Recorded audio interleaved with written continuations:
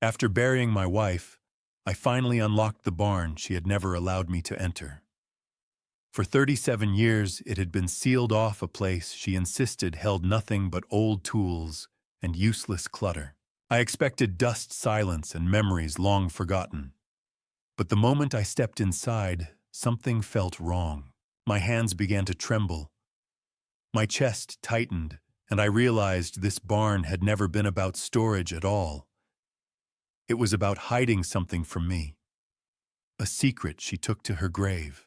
That secret changed my family forever. Hello everyone, and thank you for being here with me today. Before we continue, take a moment to comment below and let me know where you're watching from. I truly love seeing how far this story reaches. And just a quick note before we go on, this story includes some fictional elements added for storytelling and educational purposes. Any similarity to real people, names, or places is purely coincidental, but the message behind it is meant to be meaningful. I never thought saying goodbye to Brenda would be the easy part. It was everything that came after that nearly destroyed me. The church was quiet that morning. Too quiet. I stood at the front, staring at the wooden casket covered in white lilies. Brenda had always loved lilies. She used to grow them in the garden every spring. Now they were here, resting on top of her, like a blanket she would never feel. Pastor Graham stood beside me. He said something about heaven and peace and how Brenda was in a better place now. I nodded. I did not hear most of it. My mind was somewhere else, somewhere far away from this small church in Iowa, far from the rows of neighbors and friends sitting behind me, whispering their condolences. 37 years. That was how long we had been married. 37 years of waking up next to her, of hearing her laugh in the kitchen, of watching her work in the garden behind our farmhouse, and now she was gone. I looked around the room, faces I recognized, faces I did not, and then I saw him. Dennis, my son. He walked in late, his suit perfectly pressed, his expression cold and distant. He did not look at the casket. He looked at me. He sat down in the back row. He did not come up to say hello. He did not put his hand on my shoulder. He just sat there checking his phone like he had somewhere better to be. I felt something heavy settle in my chest. Disappointment. Anger, maybe both. After the service ended, people came up to shake my hand. They told me how sorry they were. They told me Brenda was a wonderful woman. I thanked them. I said all the right things, but I did not feel anything. I was numb. Dennis finally approached me as everyone was leaving. He did not hug me. He did not ask how I was holding up. Instead, he said, "We need to talk about the will." I stared at him. "The will?" "Yes," he said flatly. "The farm, the estate. We need to figure out what happens now." I could not believe what I was hearing. His mother had just been buried, and all he cared about was money. I wanted to say something. I wanted to tell him how disgusted I was, but I was too tired, too broken. "Not today, Dennis," I said quietly. He frowned. "Dad, we cannot avoid this forever." I said, "Not today." He sighed, then turned and walked away without another word. I watched him leave. I watched my only son walk out of that church without looking back. And I realized something in that moment. I had lost more than just my wife. I had lost my family too. By the time I got home, the sun was setting. The farmhouse looked empty without Brenda. The front porch where she used to sit with her coffee. The kitchen where she used to hum old songs while cooking dinner. The bedroom where we used to talk late into the night. Everything felt hollow now. I walked to the window in the living room and looked out at the fields. And that was when I saw it. The garden shed. It sat at the edge of the property, small and weathered, surrounded by tall grass. Brenda had always kept it locked. She had always told me to stay away from it. I remembered the day she made me promise. It was years ago, not long after we got married. We were standing in the backyard, and she took my hand and looked me straight in the eyes. Palchum, she said softly. Promise me something. Anything, I said. Promise me you will never go into that shed, no matter what happens. Promise me. I did not understand why it mattered so much to her, but I saw the fear in her eyes, the desperation. So I promised. I promised Brenda. I will never go in there. She smiled then, relieved, like I had just saved her from something terrible. For 37 years, I kept that promise. I never asked her why. I never tried to open the door. I trusted her, and she trusted me to stay away. But now she was gone, and I was alone. 3 days after the funeral, I found something in Brenda's jewelry box that made my hands shake. I had been avoiding it, the bedroom, her closet, her things. Every corner of that house reminded me of her, and I was not ready to face it yet. But 3 days had passed, and I knew I could not keep living like this. I had to start going through her belongings. I had to start letting go. So that morning, I woke up early. The sun was barely rising over the fields. I made myself a cup of coffee and walked upstairs to our bedroom. The door creaked when I opened it. The room still smelled like her. Lavender and vanilla.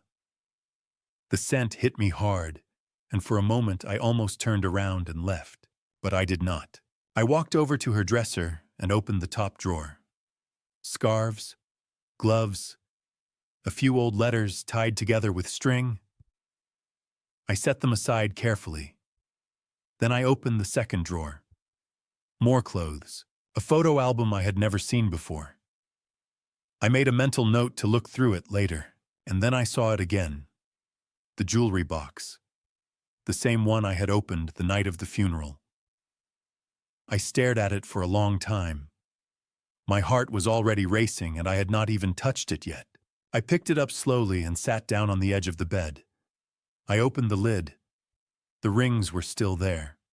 The necklace. The earrings. And beneath them, tucked into the corner of the box, was the small brass key. I lifted it out carefully. It was cold in my hand. Heavy. Old.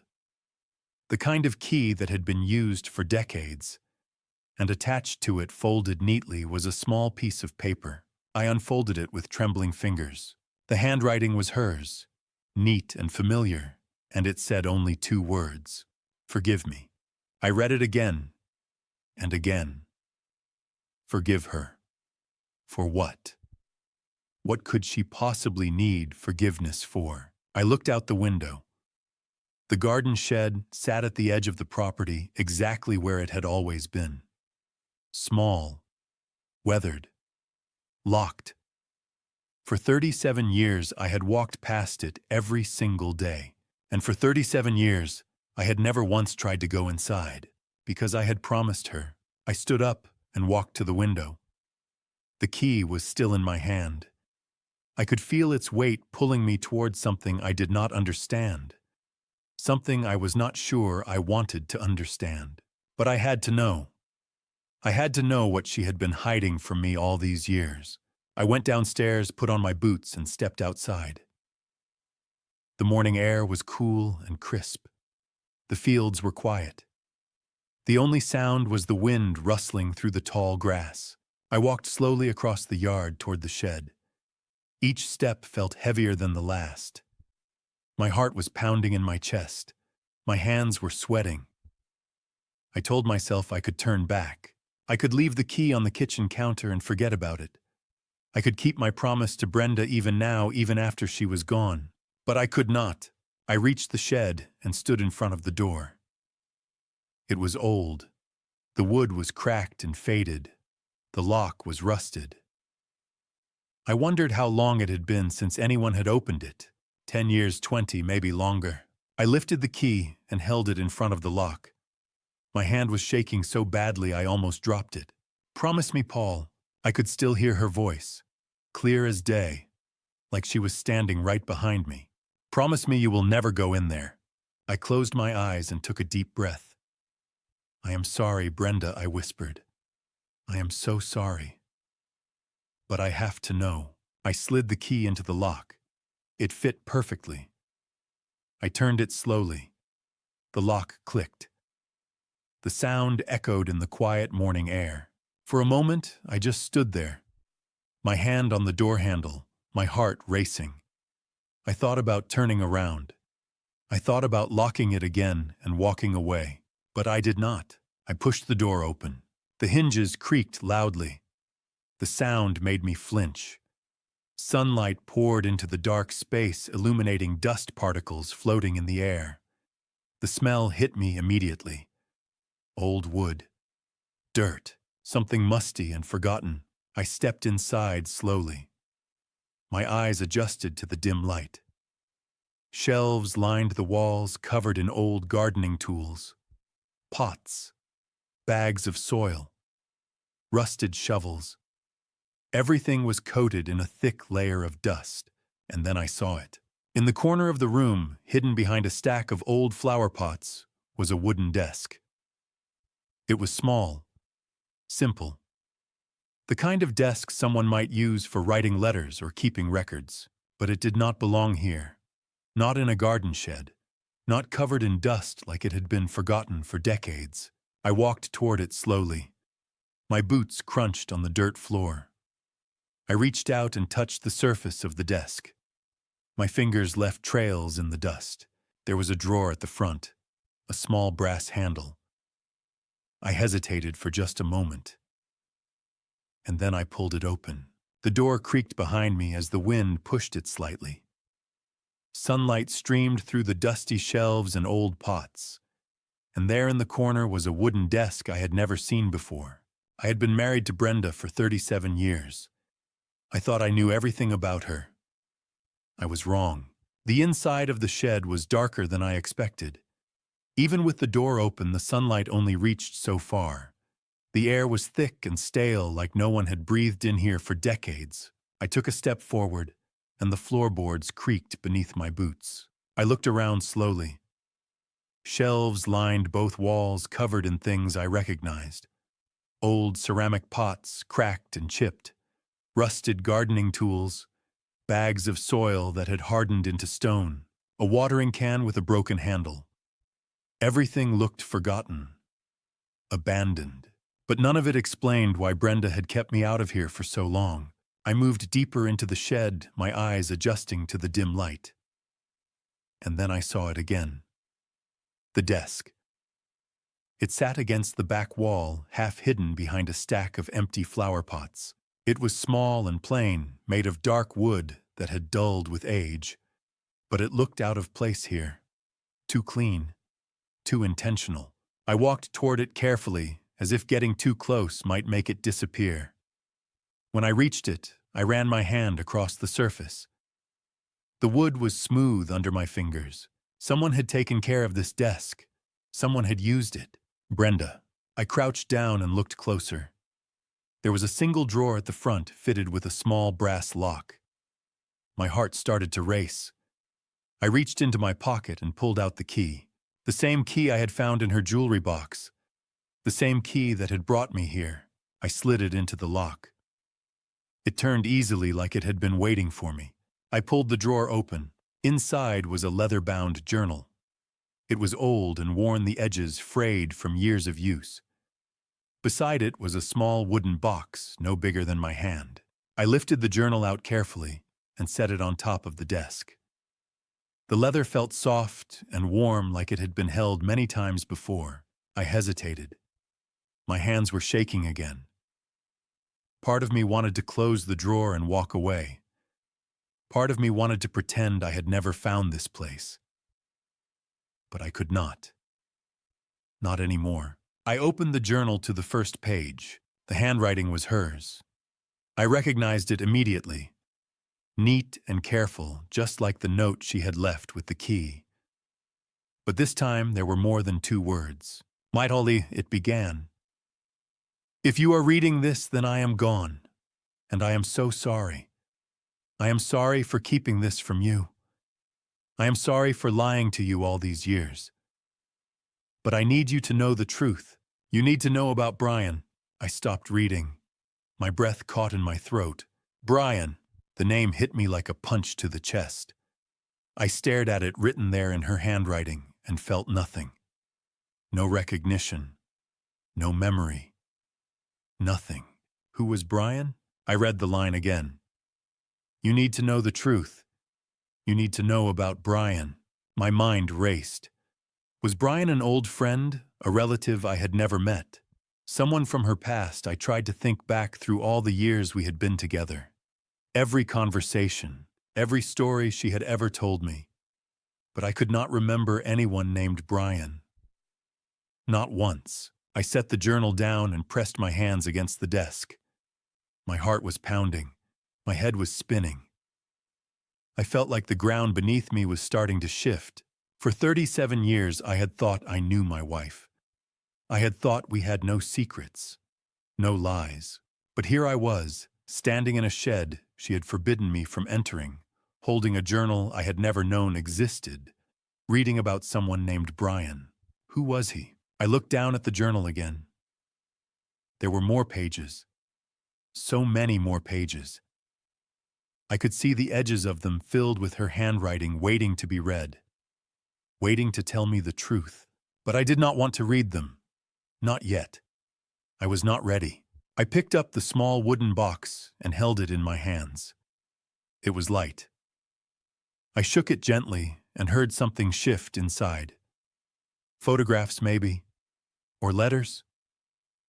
I thought about opening it, but I could not. Not right now. Not when my hands were still shaking and my mind was still reeling from that one name. Brian. I set the box back in the drawer and closed it carefully. Then I picked up the journal again and stared at the first page. At her words. At that name. I wanted to stop. I wanted to walk out of the shed and lock the door behind me and pretend I had never opened it. But I knew I could not do that. I knew I had to keep reading. I had to know the truth, no matter how much it hurt. I took a deep breath, and then I turned the page. The second page began with a date. 40 years ago. Long before we were married, long before I ever met her. And the first sentence read, I was 18 when I got pregnant. I felt the air leave my lungs. Brian. The name meant nothing to me. But as I turned the page and kept reading, my entire world began to fall apart. Brenda was 18 years old when she got pregnant. I was 26 at the time, working on a farm 3 counties away. We had not even met yet.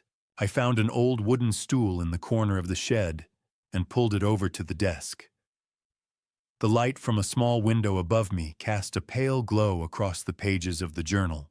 I sat down slowly and began to read. Her story unfolded in front of me word by word, like a life I had never known. She was young, just out of high school. She had dreams of going to college, of becoming a teacher. But then she met someone. A boy from another town. She did not write his name. She just called him a mistake I made when I was too young to know better. She got pregnant that summer. And when she told her parents, they were furious. They gave her 2 choices: give up the baby or leave their home forever. She was 18. She had no money, no job, no place to go. So she made the only choice she thought she could. She gave him up. His name was Brian. She wrote about the day she handed him over to the orphanage. How she held him for the last time, counted his tiny fingers, kissed his forehead. How Mrs. Baker, the woman who ran the place, promised to take good care of him. How Brenda walked out of that building with empty arms and a broken heart. But she did not stop there. She could not. For 40 years, she watched over him from a distance. She hired a private investigator named Alan Ross. She paid him every month to keep track of Brian, to send her photographs, to tell her where he was, what he was doing, if he was safe. I read page after page, reports from Alan Ross, updates on Brian's life, school records, jobs he worked, places he lived. Brenda had kept everything, every scrap of paper, every photograph, every piece of evidence that her son was still out there, still alive, still breathing. And then I got to the last few pages, the ones written just weeks before she passed away. Brian is 40 years old now, she wrote. He works as a carpenter in a small town about 200 miles from here. He lives alone in a one-bedroom apartment above a hardware store. He has no family, no wife, no children. He has spent his whole life thinking no one wanted him, and I did that to him. I made him believe he was unwanted, unloved. Her handwriting became shaky here. I could see where the ink had smudged like she had been crying as she wrote. Paul, she continued. I know I should have told you about him. I know I should have trusted you, but I was so afraid. Afraid you would think less of me. Afraid you would leave. Afraid you would not understand. So I kept him a secret. I kept him locked away in this shed, hidden from the world, hidden from you. And now I am dying, and I cannot fix what I have done. I stopped reading. My hands were shaking. My chest felt tight. I could barely breathe. I set the journal down and looked at the small wooden box in the drawer. The one I had seen earlier but had not opened. I picked it up carefully and lifted the lid. Inside were photographs, dozens of them, all of Brian. The first one showed a baby wrapped in a blue blanket. His eyes were closed. His little fists were curled up against his chest. On the back, someone had written, Brian, 3 days old. I flipped to the next one. A toddler sitting on a swing, smiling at the camera. Then a boy in a school uniform holding a lunchbox. A teenager standing in front of a car looking awkward and unsure. And finally, a man. A grown man with dark hair and tired eyes. He was standing in front of a woodworking shop, holding a piece of carved oak in his hands. On the back of that photograph it said, Brian, age 40, still alone. I stared at the picture for a long time. He looked like her. He had Brenda's eyes, her nose, her smile. I had looked at my wife's face every day for 37 years, and now I was looking at a stranger who had her face too. I set the photograph down and picked up the journal again. There was one more page, one final entry. Paul, she wrote, if you are reading this, then I am gone, and I am so sorry. I am sorry for lying to you. I am sorry for keeping this from you. But I need you to do something for me. Please, Paul. Find him. Find Brian. Give him the family I never could. He deserves a chance. He deserves to know he was loved. Please, do this for me. Do this for him. I closed the journal and set it down on the desk. I leaned back against the wall and closed my eyes. My mind was spinning. My heart was breaking. Brenda had a son she had never told me about. A son who had spent his entire life alone, thinking no one cared about him. A son who was out there right now, 200 miles away, living in a one-bedroom apartment above a hardware store, carving pieces of wood, and wondering why his life had turned out this way. And she wanted me to find him. I opened my eyes and looked at the photograph again.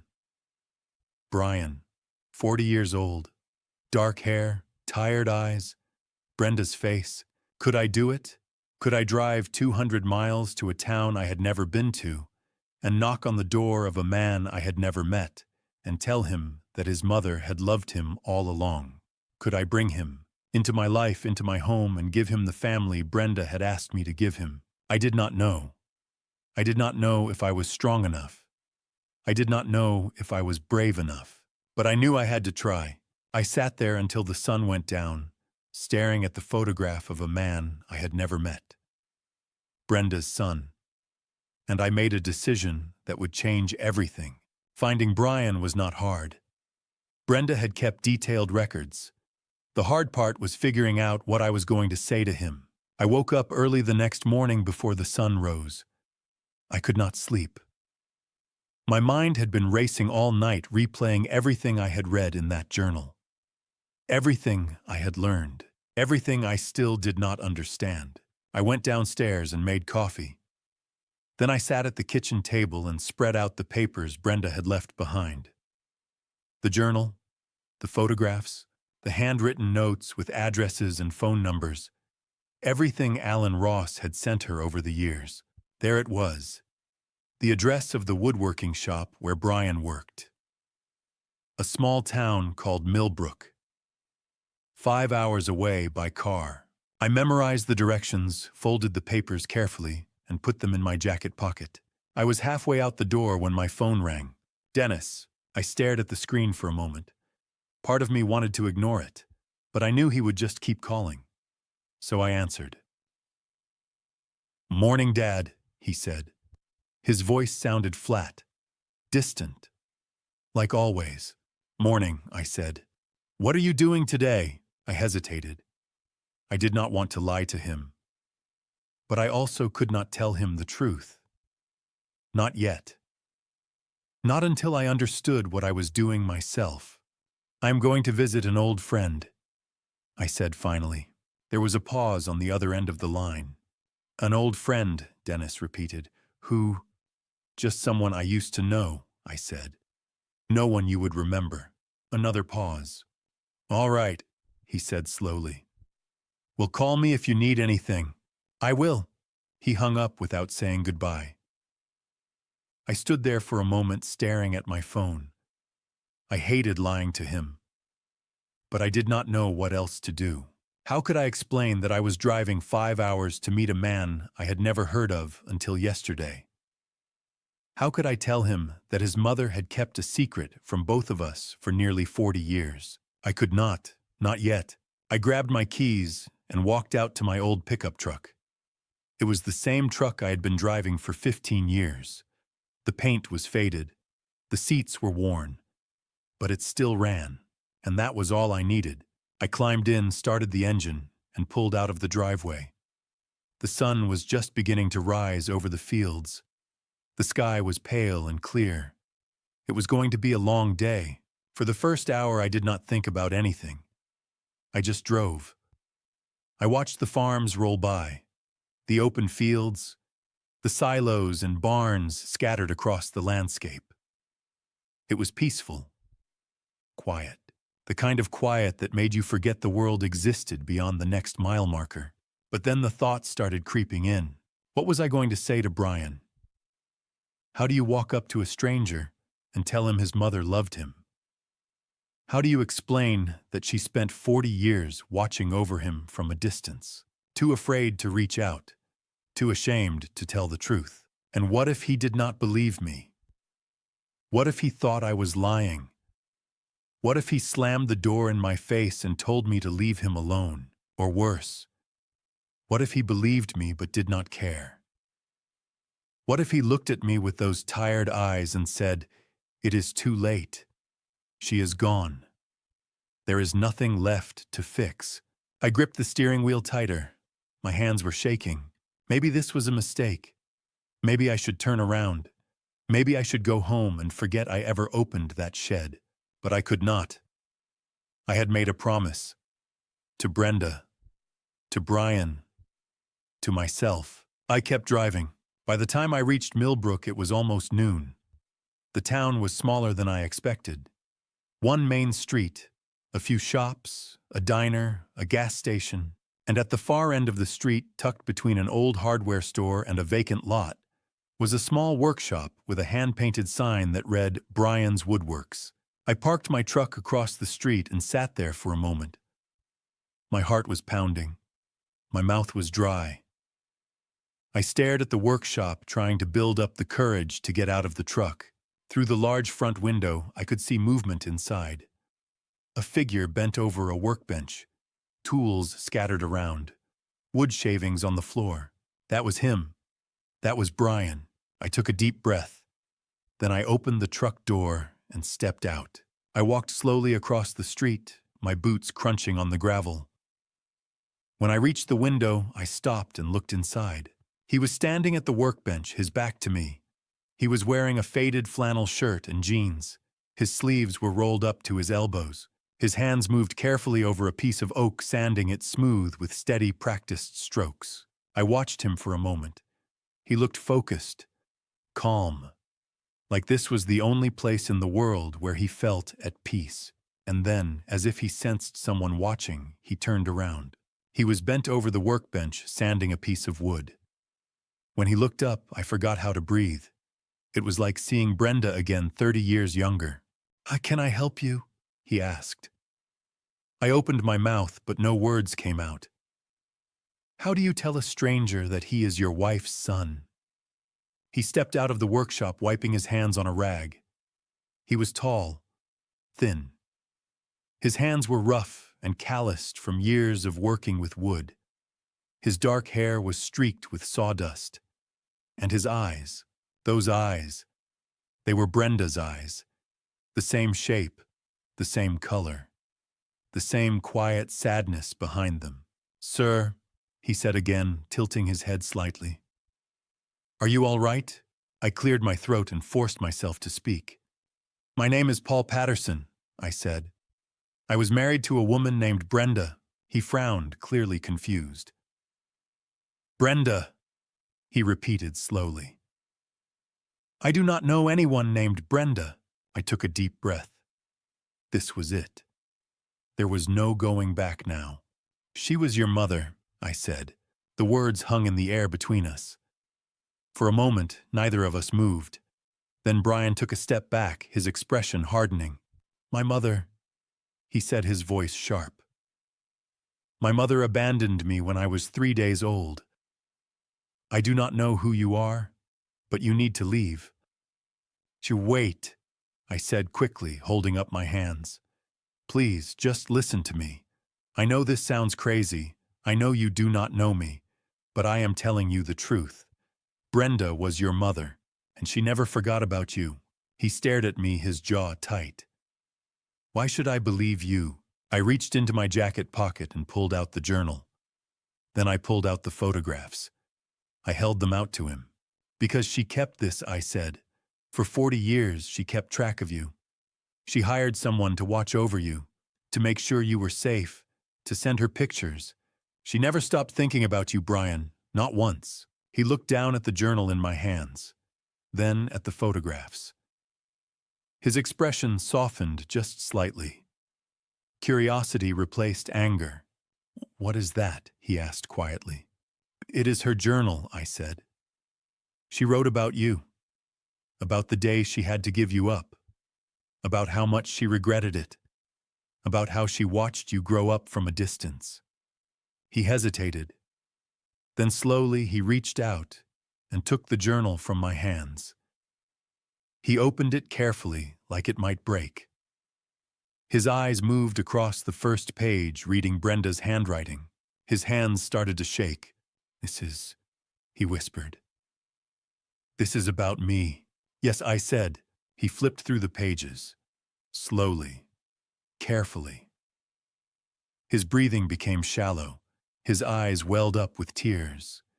He stopped on a page and read it out loud, his voice breaking. "Brian turned 5 today. Alan sent me a photograph. He was wearing a blue shirt and holding a toy truck. He looked so happy. I wish I could have been there. I wish I could have given him that truck myself." Brian closed the journal and looked up at me. Tears were streaming down his face now. She never forgot me," he whispered. "Never," I said. "Not for a single day." He wiped his eyes with the back of his hand and set the journal down on the workbench. Then he looked at the photographs. I watched as he picked up the first one. A baby wrapped in a blue blanket. Then a toddler on a swing. Then a boy in a school uniform. And finally the most recent one. Himself at 40 years old, standing in front of this very workshop. "She had all of these?" he asked, his voice barely audible. "Yes," I said. "She kept them in a box, in a shed behind our house. She made me promise never to go in there. I did not know why. Not until she passed away." Brian looked up at me, his eyes red and swollen. "She is gone," I nodded. 3 weeks ago, he sat down on a wooden crate and buried his face in his hands. His shoulders shook. He was crying. Not loud, sobbing cries, just quiet, heartbroken tears. I did not know what to do, so I just stood there waiting, giving him time. After a long moment, he looked up at me. "I spent my whole life thinking no one wanted me," he said quietly. "I grew up in that orphanage wondering why my mother left me, why she did not come back. I told myself it did not matter, that I did not need her. But it did matter. It always mattered. She wanted to come back," I said. "She wanted to find you, but she was scared. She thought you would hate her. She thought it was too late. It was not too late." Brian said, his voice breaking again. "It was never too late." We stood there in silence for a while.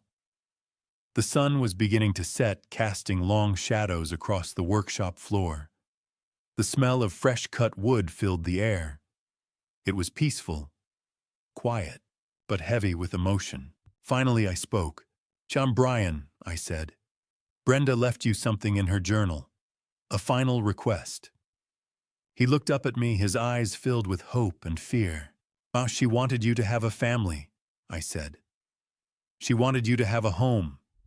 She asked me to find you, to bring you back to the farm, to give you the life she could not give you herself." Brian stared at me. "You want me to come live with you?" "Yes," I said. "I know it sounds strange. I know we just met. But Brenda loved you, and I want to honor her wish. I want to give you a home." Brian shook his head slowly. "I do not belong there," he said. "I am just, a stranger. A mistake from her past." "You are not a mistake," I said firmly. "You are her son. And if you were her son, then you are part of my family too." He looked at me for a long time. His eyes searched my face, looking for something. Honesty, maybe. Sincerity. Whatever it was, he must have found it because his expression softened. "I have never had a home," he said quietly. "Not a real one." I took a deep breath. "Brian, I want you to come home with me. To the farm." That is what Brenda would have wanted. He looked at me for a long time. Then he whispered, "Home. I have never had a home." Brian followed me in his old pickup truck. I watched him in my rearview mirror and wondered how Dennis was going to react. The drive back felt longer than the drive out. Maybe it was because I was not alone anymore. Maybe it was because I knew what was waiting for me when I got there. Dennis, my son. The son who had always been cold and distant. The son who cared more about money than family. How was I going to explain this to him? How was I going to tell him that his mother had a secret, that he had a brother he never knew existed? I glanced in the mirror again. Brian was still there, his truck rattling along behind me. His hands gripped the steering wheel tightly. His eyes were focused on the road ahead. He looked nervous, scared even, and I did not blame him. He was driving toward a life he had never imagined, a family he had never known, a place that felt like a dream. By the time we reached the farm, the sun was starting to set. The sky was painted in shades of orange and pink. The fields stretched out on either side of the road, golden and endless. It was the kind of view that made you stop and remember why you loved this place. I pulled into the driveway and parked near the house. Brian parked beside me. I got out of my truck and waited for him. He sat there for a moment, staring out the windshield at the farm, at the barn, at the house, at the land. Then he opened his door and stepped out slowly. He looked around, his eyes wide with wonder. He had never seen anything like this. I could tell. He had spent his whole life in small apartments and cramped spaces, and now he was standing in the middle of 300 acres of open land. "This is it," I said. "This is the farm." He nodded slowly. "It is beautiful." "Brenda loved it here," I said. "She used to sit on the porch every morning and watch the sun rise over the fields. She said it was the most peaceful place in the world." Brian did not say anything. He just kept looking around, taking it all in. The barn, the chicken coop, the old tractor parked near the shed, the garden where Brenda used to grow vegetables, everything. "Come on," I said. "Let me show you inside." We walked up the front steps and into the house. The screen door creaked as I opened it. The inside was warm and quiet. It smelled like coffee and old wood, like a place that had been lived in for decades. I led Brian into the living room. The walls were covered in framed photographs, pictures of me and Brenda on our wedding day, pictures of Dennis when he was a little boy riding his first bike, pictures of the farm through the years. A whole lifetime captured in a dozen frames. Brian stopped in front of one of the pictures. It was Brenda. She was young in the photo, maybe 25 years old. She was standing in the garden holding a basket of tomatoes. She was smiling, happy, beautiful. Brian reached out and touched the frame gently, his fingers trembling. "That was taken a few years after we got married," I said quietly. "She loved that garden. She spent hours out there every summer." Brian did not say anything. He just stood there staring at the picture. His eyes filled with tears, but he did not let them fall. He just kept looking at her, at the woman who had given him life, at the mother he had never known. After a long moment, he turned to me. "Thank you," he said softly, "for bringing me here, for showing me this. I do not know how to thank you." "You do not need to thank me," I said. "You are family now." He looked at me, his expression uncertain. "Am I?" "Yes," I said firmly. "You are." He nodded slowly, but I could tell he did not quite believe it yet. How could he? He had spent his whole life being told he was unwanted, unloved, and now, in the span of a few hours, everything had changed. It would take time for him to accept it, to believe it. "I will teach you everything you need to know about running this place," I said. "How to work the land, how to take care of the animals. You will learn fast. I can tell." Brian smiled faintly. "I hope so." We stood there for a moment, surrounded by photographs and memories. The house felt alive again, like it had been waiting for someone to come home. But then Brian asked the question I had been dreading. "What about Dennis?" he said. "Your son, how is he going to feel about this?" About me. I hesitated. I did not know what to say, because the truth was I had no idea how Dennis was going to react. I knew he would be angry.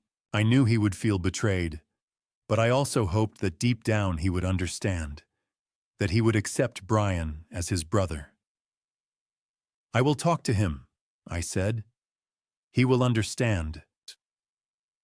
Brian looked at me, his eyes searching my face. "Are you sure?" "Yes," I said. "I am sure." But even as I said it, I knew I was lying to both of us. Dennis arrived the next morning without warning. He walked into the kitchen and saw Brian sitting at our table. The look on his face made my blood run cold. Brian and I had been having coffee. We were talking about the farm, about what needed to be done that day, about where he would sleep. Simple things, quiet things. And then the door opened and Dennis walked in. He stopped in the doorway. His eyes moved from me to Brian, then back to me. His expression was unreadable, cold, calculating. "Who is this?" he asked. I stood up slowly. "Dennis, sit down. We need to talk." "I'm not sitting down," Dennis said flatly. "Who is he?" Brian looked down at his coffee cup. He did not say anything. I could see his hands tighten around the mug. I took a deep breath. There was no easy way to do this, no way to soften the blow. So I just said it. "His name is Brian," I said. He is your mother's son. Dennis stared at me. For a moment he did not move. He did not blink. He just stared. What? He said finally. Your mother had a son before we got married, I said. She was 18 years old. Her family made her give him up. She put him in an orphanage, but she never stopped watching over him. She hired someone to keep track of him, to make sure he was safe. She kept records, photographs, everything. Dennis's face turned red. You are joking. I am not joking, I said. I found her journal in the shed. She left it for me. She asked me to find him, to bring him home. Dennis looked at Brian again. His jaw was tight. His fists were clenched at his sides. So you just show up, Dennis said to Brian, his voice sharp. And suddenly, you are my brother. Brian did not answer. He just sat there looking uncomfortable, like he wanted to disappear. Dennis turned back to me. And you, Dad, you're just going to give him half of everything, right? Half of the farm, half of the estate, half of what Mom left behind. This is not about money, Dennis, I said firmly. Not about money. Dennis repeated, his voice rising. This is a farm, Dad. This is our livelihood. And you are bringing in some stranger and handing it to him like it is nothing. He is not a stranger, I said. He is your mother's son. That makes him family. Dennis laughed bitterly. Family, he is a stranger. Mom lied to you for 37 years. She kept this secret from you, from me, from everyone. And now you are rewarding her for it. Wait, I am not rewarding anyone, I said, my voice hardening. I am doing what she asked me to do. Brian is her son. That makes him part of this family, and I am going to teach him how to run this farm. Dennis took a step forward. His eyes were burning with anger. Over my dead body, he said. The words hung in the air like a threat. I felt my chest tighten. I had never heard Dennis speak to me like that before. Not with that much venom, that much hatred. Dennis, I said quietly. I know this is hard. I know it is a shock. But Brian did not ask for any of this. He did not know about your mother. He did not know about me. He spent his whole life thinking no one wanted him. And now he has a chance to have a family, to have a home. I am not going to take that away from him. Dennis shook his head slowly. You are making a mistake, Dad. Maybe I am, I said. But it is my mistake to make. Dennis looked at Brian one more time. His expression was cold, hard, unforgiving. You do not belong here, Dennis said to him. Brian finally looked up. His eyes were tired, sad. But he did not argue. He just nodded slightly like he had expected this all along. Dennis turned and walked toward the door. He grabbed the handle and pulled it open. Then he stopped and looked back at me. You are choosing him over me, he said quietly. I am not choosing anyone, I said. There is room for both of you. Dennis laughed again, a short, bitter sound. No, Dad, he said. There is not. And then he walked out. The door slammed behind him so hard that the windows rattled. The sound echoed through the house, through the silence, through everything. I stood there for a moment staring at the door. My heart was pounding. My hands were shaking. I felt like I had just lost something I could never get back. Brian spoke quietly from behind me. Maybe I should leave, he said. I turned to look at him.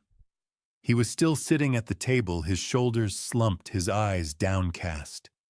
He looked like he was ready to walk away, to disappear, to go back to being alone. No, I said firmly. You are staying. This is your home now. Brian looked up at me. He hates me. Ma, he does not hate you, I said. He is angry. He is confused. But he will come around. He just needs time. Brian did not look convinced. And honestly, neither was I. I do not want to cause problems, Brian said. I do not want to come between you and your son. You are not coming between us, I said. Dennis is making this harder than it needs to be, but that is not your fault. Brian nodded slowly, but I could see the doubt in his eyes. The fear. The guilt. I sat back down at the table and took a sip of my coffee. It was cold now, bitter, but I drank it anyway. Give it time, I said. He will understand eventually. But even as I said it, I knew I should have been paying attention to the warning signs. Dennis was gone, but the tension was not. Over the next 2 weeks, I threw myself into teaching Brian everything I knew about the farm. He learned fast, maybe too fast, and that only made Dennis angrier. I saw it in the way Dennis would show up unannounced, standing at the edge of the property watching us work. He never came close. He never said a word. He just stood there, his arms crossed, his face hard and unreadable. And then after a few minutes, he would get back in his car and drive away. But I could feel his eyes on us. Cold, calculating, waiting. I tried not to think about it. I had work to do, and Brian was eager to learn. On the first day, I taught him how to drive the tractor. It was an old John Deere, the same one I had been using for 20 years. The engine was loud, and the gears were stiff, but Brian picked it up quickly. He had good hands. Steady, confident. The kind of hands that came from years of working with wood. You are a natural, I told him as we drove across the south field. He smiled. It was a small smile, but it was genuine. I have never done anything like this before, he said. But it feels right. You know, I nodded. I knew exactly what he meant. Over the next few days, I taught him how to fix the equipment when it broke down, how to change the oil in the tractor, how to replace a belt on the hay baler, how to sharpen the blades on the mower. Brian absorbed it all like a sponge. He asked questions. He took notes. He practiced until he got it right. And every evening after the work was done, we would sit on the front porch and talk. The porch had always been Brenda's favorite spot. She used to sit out there every morning with her coffee, watching the sun rise over the fields. And now Brian and I were sitting in the same spot watching the sunset. One evening, Brian asked me the question I had been waiting for. What was she like? He said quietly. Brenda, my mother. What kind of person was she? I leaned back in my chair and thought about it for a moment. How do you describe someone you loved for 37 years in just a few words?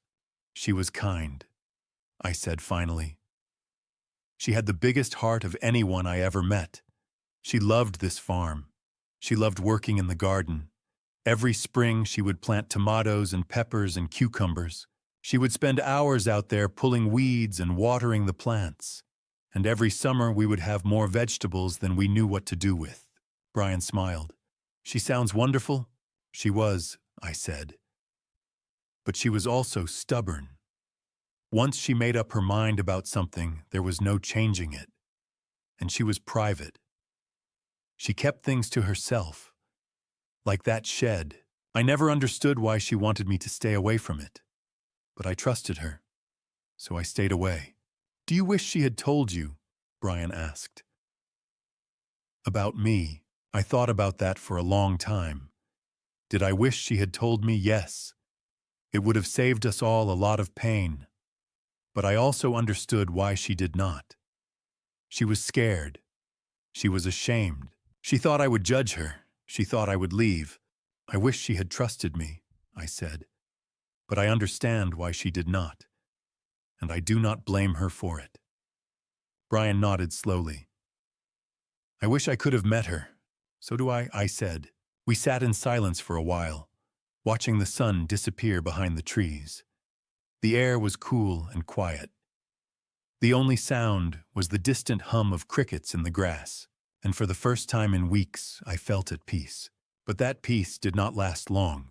A few days later, I was in the barn with Brian showing him how to feed the cattle. We were pouring grain into the troughs when I looked up and saw Dennis standing at the barn entrance. He did not say anything. He just stood there watching us. His expression was cold, empty, like he was looking at strangers. "Or Dennis," I said, straightening up. "Do you need something?" He did not answer. He just stared at Brian for a long moment. And then, without a word, he turned and walked away. Brian looked at me, his face pale. "He hates me," he said quietly. "He does not hate you," I said. But even as I said it, I was not sure I believed it anymore. Over the next week, Dennis showed up 3 more times. Each time he would stand at a distance and watch, and each time he would leave without saying a word. It was like he was studying us, waiting for something, planning something, and that was when I realized something that should have been obvious from the start. I was starting to love Brian like he was my own son. He was hardworking, honest, kind. He reminded me of Brenda in so many ways. The way he smiled, the way he tilted his head when he was thinking, the way he cared about things, about people, about doing the right thing. And I realized that in some strange way, Brenda had given me a second chance, a second son, a second opportunity to be a father. "Thank you, Brenda," I whispered to myself one night as I stood in the kitchen looking out at the dark fields. "You gave me another son." But that night, I could not sleep. I lay in bed, staring at the ceiling, listening to the house creak and settle around me. And I could not shake the feeling that something bad was coming. Something I could not stop. Something I should have seen. I thought about the way Dennis had been watching us. The cold look in his eyes. The silence. The distance. And I realized I had made a terrible mistake. I had ignored the signs. I had told myself Dennis would come around, that he would accept Brian, that everything would be fine. But it was not going to be fine. That night, I could not shake the feeling that something terrible was about to happen. I just did not know how terrible it would be. Another week passed. Then the rumors began. Whispers at the feed store, side glances at church. I didn't understand what was happening until I finally heard what Dennis had been saying about Brian. At first it was subtle, too subtle to recognize right away. I drove into town one morning to pick up supplies at the hardware store. Bob Freeman stood behind the counter as he always did. We had known each other for years. Normally he greeted me with a smile and a few questions about the farm. That morning he looked at me differently. Not hostile, just cautious. "Morning, Paul," he said, scanning the items I placed on the counter. "Morning, Bob." That was it. No small talk, no farm talk. He rang me up, took my money, and handed me the bag without another word. I left the store with an uneasy feeling in my chest. A few minutes later, I ran into George Johnson outside the post office. George had been my neighbor for 2 decades. He stopped me, shifting his weight nervously. "Hey, Paul, can I ask you something?" "Sure." He hesitated. "I heard some things about that guy working for you." "Brian." My stomach tightened. "What things?" "People are saying he's got a rough history," George said. "Debt. Bankruptcy. Maybe legal trouble." "Is that true?" I stared at him. "Where did you hear that?" He shrugged. "You know how towns are. I figured you should know." I drove home in silence, my thoughts racing. Someone was poisoning the town against Brian, and I already knew who it was. Back at the farm, I found Brian in the barn repairing a fence post. I walked over and asked him directly, "Brian, did you ever have financial trouble, bankruptcy?" He looked startled, then ashamed. "Yes. About 10 years ago. I lost my job. Couldn't keep up with the bills. I filed for bankruptcy, but I paid everything back. Worked 3 jobs. It took years. Why didn't you tell me? I didn't want you to think less of me." I nodded. "Someone's been spreading rumors, saying you're a con artist, that you're here to take advantage of me." His eyes widened. That's not true. I know. But someone wants people to believe it is. We both knew who. A few days later, things escalated. Brian came to me early one morning. The plow won't start. I tried everything. I went to the equipment shed. The plow was old but dependable. I opened the engine panel and froze. The wires were cut. Clean. Precise. My chest tightened. "Brian," I said sharply, "did you do this?" He looked horrified. "No. I swear I didn't." "Then how did this happen?" "I don't know," he said, his voice shaking. I should have believed him. But I was angry, and I took it out on him. "You need to be more careful," I said coldly. "Mistakes like this cost money." He stared at me, wounded. "I didn't break it." "Then who did?" He turned away without answering. That night I couldn't sleep. The cuts were too clean, too deliberate. Then I remembered the cameras. I went to my office and pulled up the footage. Dennis. He walked into the shed late at night, opened the panel, cut the wires. I watched it 3 times. My son was framing Brian. The next morning I drove to Dennis's law office. My hands shook as I entered. He looked up surprised. "Dad, I saw you on the cameras." "What cameras?" "The equipment shed. You cut the wires." He leaned back and smiled. "You don't have proof. I have video. Is it clear? Can you prove it's me, or that the footage wasn't altered?" He shrugged. "Even if you could, who would believe you? I'm your father, and I'm a lawyer," he said. "You're defending a stranger with a record. What you're doing is wrong." "What's wrong," Dennis said, "is you bringing a stranger into my inheritance." I realized then that I had already lost him. He smiled coldly. "You don't have proof, and even if you did, it wouldn't matter." He was right, and I didn't yet know how far he would go. I should have seen it coming. Brian had been doing so well, learning so fast. Dennis could not stand it. A week after our confrontation, he made his next move. It was early morning. The sun had just started to rise over the fields. Brian and I were standing outside the grain silo looking up at the roof. "I noticed a leak yesterday," Brian said, pointing to a dark stain on the ceiling inside. "Water is getting in. If we do not fix it soon, the grain will get wet and spoil." I nodded. "All right. You go up and check the roof. I will get the tools ready." Brian looked up at the old wooden ladder leaning against the side of the silo. It was tall, maybe 20 feet. It had been there for years.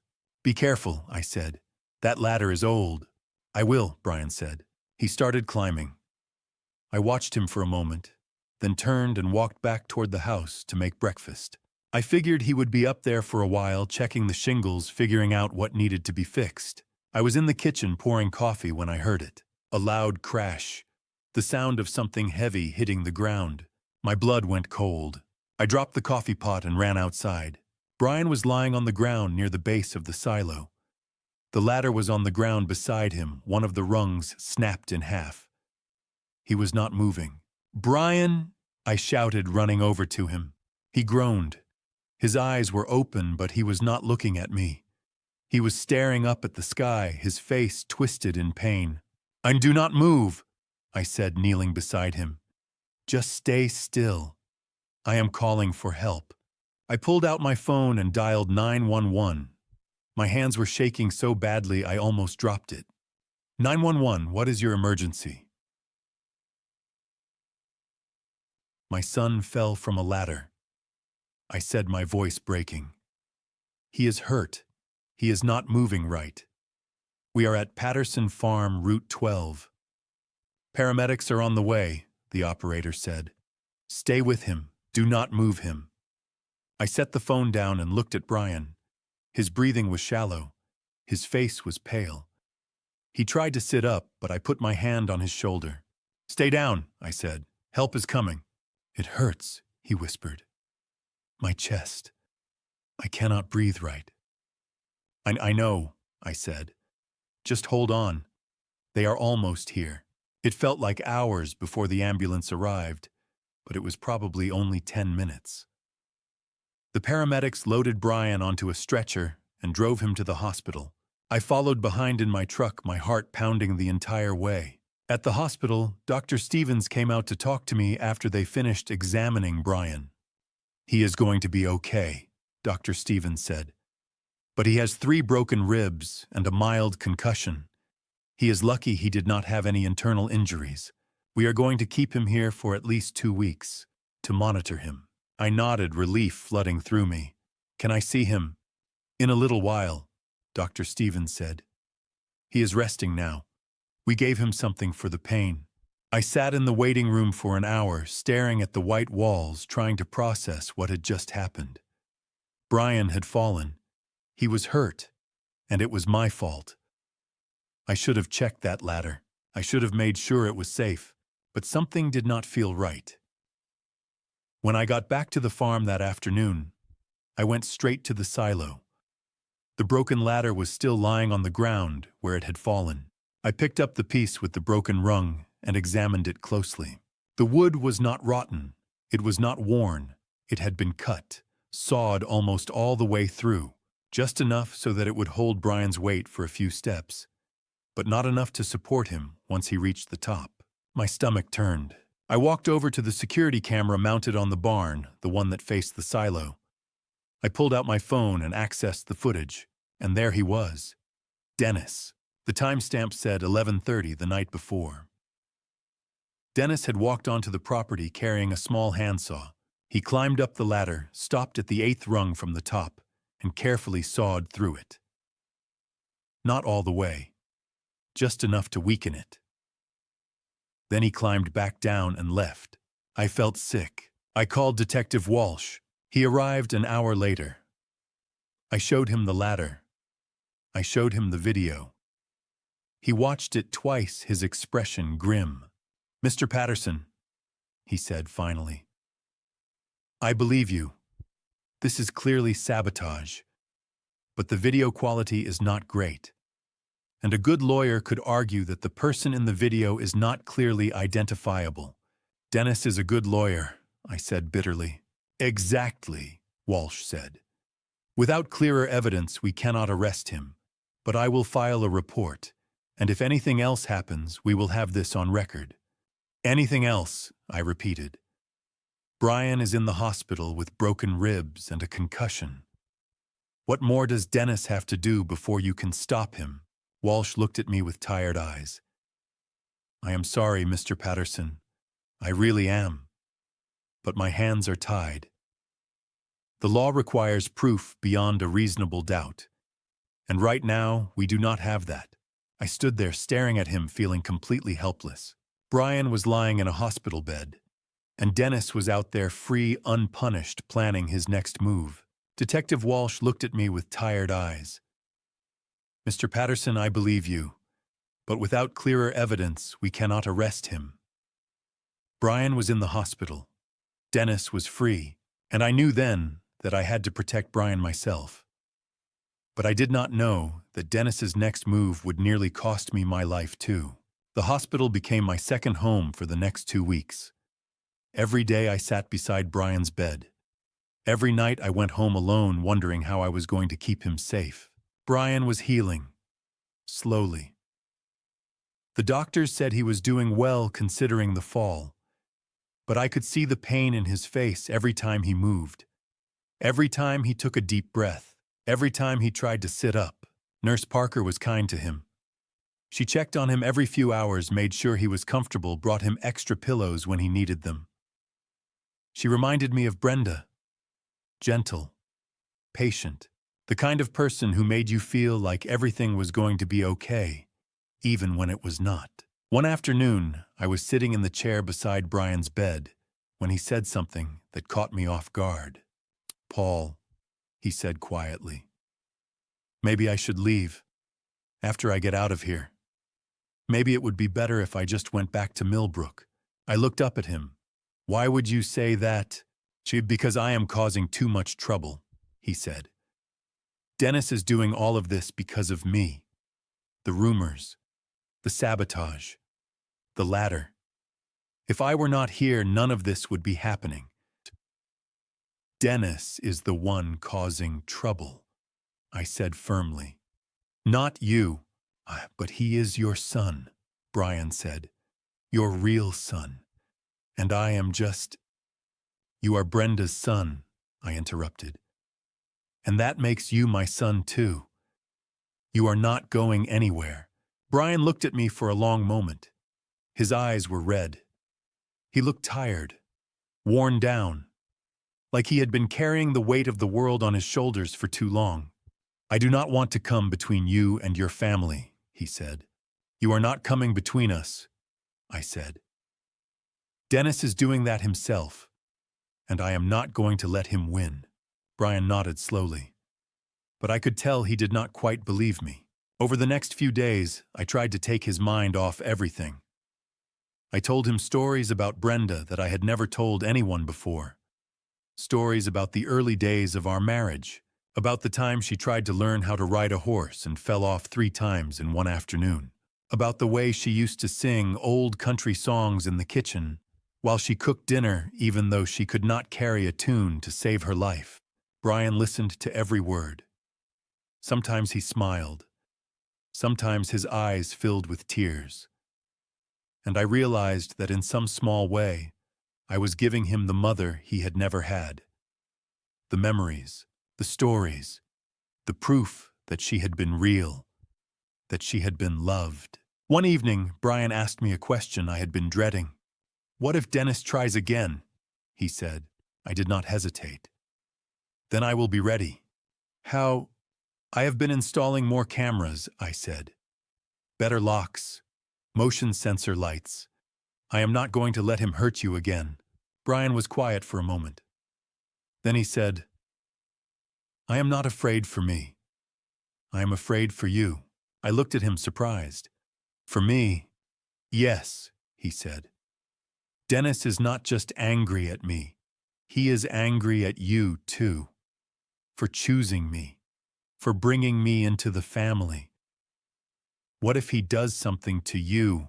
No, he would not, I said. But even as I said it, I was not sure I believed it. 2 weeks passed slowly. And finally, Dr. Stevens said Brian was ready to go home. I drove him back to the farm in my truck. He moved carefully, wincing every time we hit a bump in the road. But he did not complain. He just stared out the window at the fields, the barn, the house. Home, he said softly. Yes, I said, home. When we pulled into the driveway, Brian looked around and noticed the changes.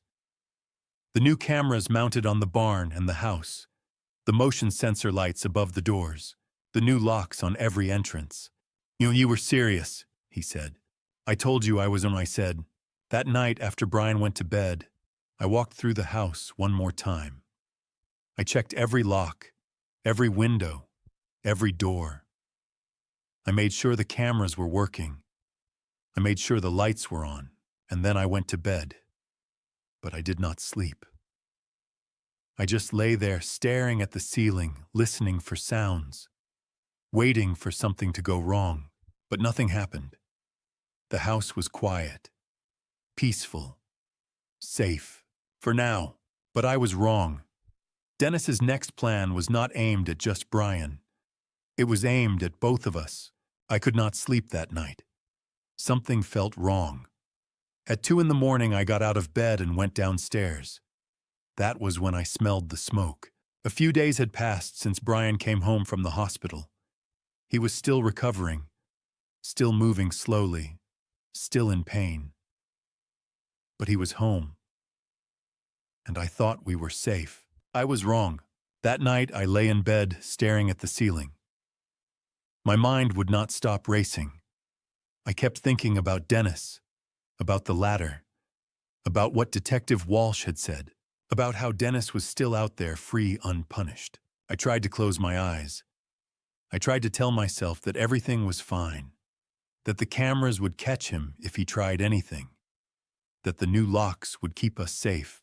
But I could not shake the feeling that something bad was about to happen. At 2 a.m, I gave up trying to sleep. I got out of bed and went downstairs to the kitchen. I poured myself a glass of water and stood by the sink, looking out the window at the dark fields. And that was when I smelled it. Smoke, faint at first, but unmistakable. I set the glass down and walked to the window. And then I saw it. A glow, orange and flickering, coming from the barn. Fire. The barn was on fire, and Brian was in there. I had converted the loft above the barn into a small living space for Brian. It was quiet, private, a place where he could rest without feeling like he was in the way. He had gone to bed a few hours earlier, exhausted from the day's work. "Brian!" I shouted, even though I knew he could not hear me from inside the house. I ran. I did not even think. I just ran. Out the back door, across the yard, toward the barn. I pulled my phone out of my pocket as I ran and dialed 911. "Sure, 911, what is your emergency?" "Fire!" I shouted. "My barn is on fire. Someone is inside. We are at Patterson Farm, Route 12. Fire department is on the way," the operator said. "Stay outside. Do not go in." But I could not stay outside. Brian was in there. When I reached the barn, I grabbed the door handle and pulled. It did not move. I pulled harder. Still nothing. The door was stuck. No, not stuck. Blocked. Something had been wedged against it from the outside. I could see smoke seeping through the cracks around the door. I could hear the roar of the flames inside. "Brian!" I screamed. "Brian, can you hear me?" No answer. I ran around to the side of the barn. There was a window, small, high off the ground, but it was my only option. I grabbed a metal rod from the ground and swung it at the window. The glass shattered. I knocked away the remaining shards and pulled myself up. The opening was narrow, but I squeezed through and dropped down into the barn. The heat hit me like a wall. The smoke was thick, black, suffocating. I could barely see 2 feet in front of me. The flames were climbing up the walls, spreading across the hay bales stacked along the sides. "Brian!" I shouted, coughing. "Where are you?" I heard a sound above me, coughing, weak, desperate. The loft. I stumbled through the smoke toward the ladder that led up to the loft. My eyes were burning, my lungs were screaming, but I kept moving. I climbed the ladder. Each step felt heavier than the last. The smoke was worse up here, thicker, hotter, and then I saw him. Brian was on his knees near the back wall, coughing violently. His face was covered in soot. His eyes were red and watering. He looked at me, his expression a mix of fear and relief. "Paul," he gasped. I could not get out. "The door." "I know," I said, grabbing his arm. "Come on, we have to go, now." I helped him to his feet. He was shaking, weak. I could feel how hard it was for him to move. His ribs were still healing. Every breath was painful. We made it to the ladder. I went down first, then reached up to help Brian. He climbed down slowly, carefully. But halfway down, he started coughing so hard he almost lost his grip. "Hold on," I shouted. "Just a little further." We reached the ground floor. The flames were everywhere now. The entire back wall was engulfed. The smoke was so thick I could barely see my own hands. I led Brian toward the main door. But when we got there, it was still blocked. I pushed with everything I had. It would not budge. "The window!" Brian shouted, pointing back the way I had come. We turned and stumbled through the smoke toward the broken window. But the flames had spread. They were blocking the path. We were surrounded. "We are trapped," Brian said, his voice breaking. I looked around desperately. There had to be another way out. There had to be, but there was not. The smoke was getting thicker. Brian was coughing so hard he could barely stand. I held on to him, trying to keep him upright, trying to think of something. Anything. Help!" I shouted, even though I knew no one could hear me. "Somebody help us!" Brian leaned against me, his body trembling. "Paul," he whispered. I cannot. I cannot breathe. I wrapped my arm around him and pulled him close. Just hold on, I said. Just hold on a little longer. But I did not know how much longer we had. The smoke was overwhelming. My vision was blurring. My chest felt like it was on fire. And then through the roar of the flames, I heard something. A sound from outside. A car door slamming. Footsteps running, fast, getting closer. The smoke was getting thicker. Brian was coughing harder. His body was shaking. I could barely see my own hands anymore. And then cutting through the roar of the fire, I heard it. A sound outside. A car door slamming. And footsteps running straight toward us. Before I reveal who came running through the smoke, take a moment to pause and tell me what you think is about to happen. Who do you believe it was, and why? Share your thoughts or predictions in the comments below so I know you're still here with me. And just a quick note. The next part of this story includes some dramatized and fictional elements that may not be entirely real, so if you'd rather not continue, you're free to stop the video here. The door burst open.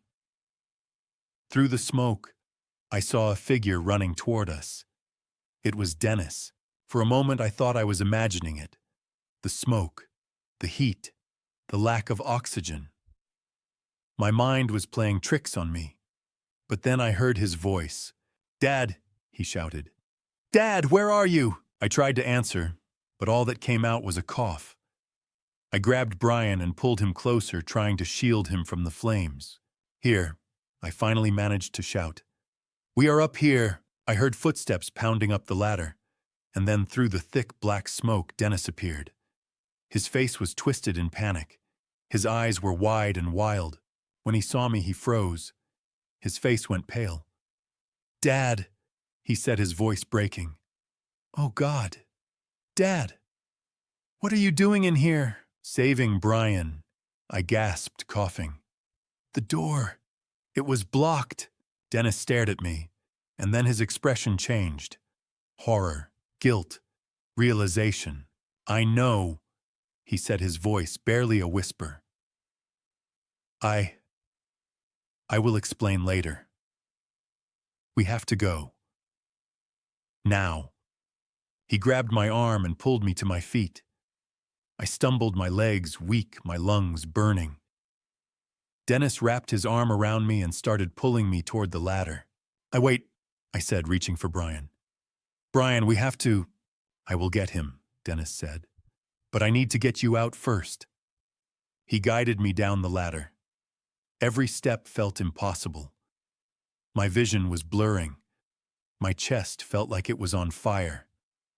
But Dennis held on to me, half carrying me through the smoke. When we reached the main floor, I saw the door. It was open now. The wooden beam that had been wedged against it was lying on the ground. Dennis had moved it. He had cleared the way. "Go!" Dennis shouted, pushing me toward the door. "Get outside." I stumbled through the doorway and collapsed onto the grass. The cool night air hit my lungs and I gasped, coughing violently. My eyes were watering, my throat was raw.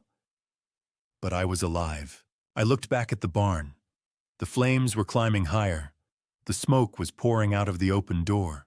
"Brian," I shouted, and then I saw Dennis. He was running back into the barn, back into the fire. No. I tried to get up, tried to follow him, but my legs gave out. I fell to my knees, helpless, watching the flames. It felt like an eternity, but it was probably only seconds. And then Dennis emerged from the smoke, dragging Brian behind him. He pulled Brian through the door and out onto the grass, then collapsed beside him. Dennis was covered in soot. His hands were red and blistered. His face was burned, but he was alive. And so was Brian. Brian was coughing, gasping for air, but he was breathing. He was alive. I crawled over to them. "Brian," I said, grabbing his hand. "Are you okay?" He nodded weakly, unable to speak, and then I heard sirens. The fire trucks were pulling into the driveway. Captain Hughes jumped out of the lead truck, shouting orders to his crew. Firefighters ran toward the barn with hoses. An ambulance pulled up behind them, and paramedics rushed over to us. I sat there on the ground, staring at Dennis. He was sitting a few feet away, his head in his hands, his shoulders shaking. Dennis," I said. He looked up at me. His face was streaked with soot and tears. And then he broke. He crawled over to me and fell to his knees. "Dad," he said, his voice cracking. "I am so sorry. I am so sorry." "When I know," I said quietly. "I did this," he said, tears streaming down his face. "I started the fire. I blocked the door. I just wanted Brian gone. I wanted him to leave. I wanted everything to go back to the way it was. But I never thought you would be in there. I never thought." His voice broke, and he buried his face in his hands, sobbing. "I almost lost you," he whispered. I almost killed you." I reached out and took his hand, his burned hand. He flinched, but I held on. "I know," I said. "I know, son." "I am sorry," he said again. "I am so sorry. I do not know what is wrong with me. I do not know why I did this. I was so angry. I was so scared. And I did not know how to stop." I looked at him, my son, the son I had raised, the son I thought I knew. He had done terrible things. He had hurt people. He had almost taken everything from me, but he had also come back. He had run into the fire. He had saved us. "You came back," I said quietly. Dennis looked at me, his eyes red and swollen. "I could not let you. I could not let you." He could not finish the sentence. He just sat there crying, holding my hand.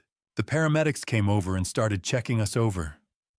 One of them tried to pull Dennis away to treat his burns, but he would not let go of my hand. "Sir," the paramedic said gently, "we need to treat your injuries.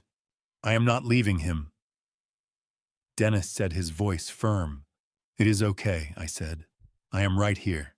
They loaded us into the ambulance. Brian first, then me, then Dennis.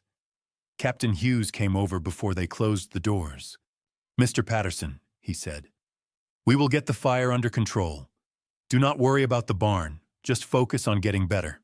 I nodded. I could not find the words to thank him. As the ambulance doors closed, I looked over at Dennis.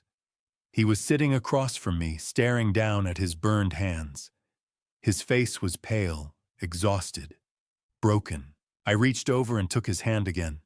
He looked up at me, surprised. "Thank you," I said quietly. He shook his head. "I do not deserve your thanks." "Maybe not," I said. "But you saved us. You came back. That has to count for something."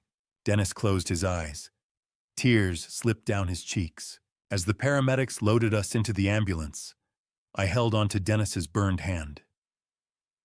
He had tried to destroy us, but in the end, he had saved us. Now I had to figure out if I could ever forgive him. I woke to the smell of antiseptic and the steady beep of a heart monitor.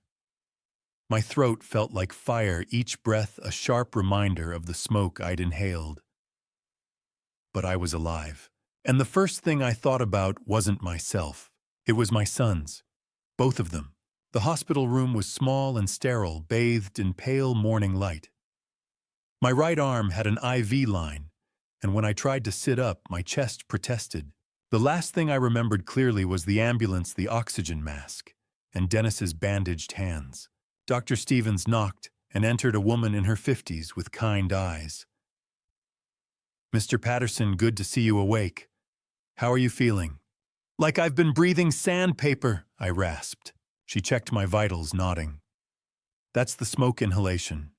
Your lungs took a hit, but your oxygen levels are improving. With rest and medication, you should recover fully in a few weeks." "And Brian?" I asked immediately. "My son who was trapped with me. He's stable. Room 4122, two doors down. The smoke complicated his head injury, but he's going to be fine. He's been asking about you.